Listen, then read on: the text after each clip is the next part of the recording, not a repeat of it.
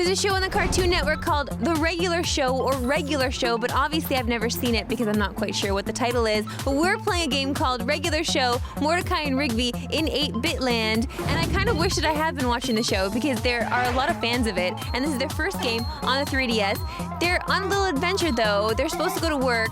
They're supposed to mow the lawn. Which sucks. Which totally sucks. And what they do is instead, because they get a video game in the mail, well, they decide that they want to play it. And what happens, well, when they pop that disc in, they get sucked into the video game. I'm sure we've seen a premise like this before, but these boys, well, they need to team up to get things done. And you only play as one character here, but the X button on your 3DS will make sure that you can change between the two, and you gotta find your way out.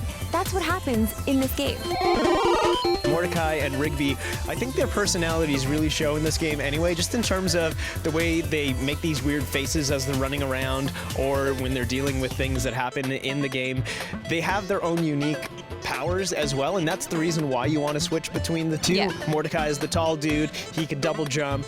Rigby can go into smaller corridors and cramped spaces. In later stages, you actually have to like switch characters mid-jump or something.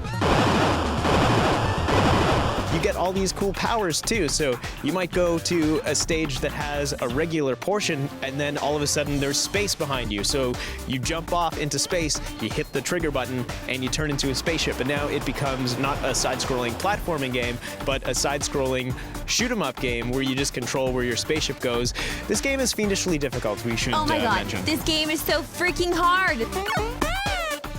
I think people who like the show are going to enjoy this game because we've seen a lot of tie-ins that just don't do it for whatever reason. This thing, they've got a very cool pixel art style. The controls are very responsive. They're quite amazing. And the 3D on this, I tend to not play with 3D on the 3DS. I maybe toggle back and forth here and there. I want to see what this looks like in 3D. Okay, that's enough. I turn it off. But I did play with a little bit of 3D here because I think that the 3DS works best with pixel graphics in terms of the different layers of depth. There are a lot of homages to older games. I feel that this one really pays homage to Super Mario Bros. 3 a lot. There's the world map, first of all, that looks a lot like the Mario 3 one, and then every stage ends with this checkerboard flooring, which is totally for Mario 3. There's some stock chiptune sounds in here, and there's some pretty cool chiptunesy music as well. Each world has its own kind of theme going on, and there's always like a new power, a new type of boss at the end. So there's a lot going on, and if you are a fan of retro games, you're going to want to check this out, whether or not you have seen Regular Show.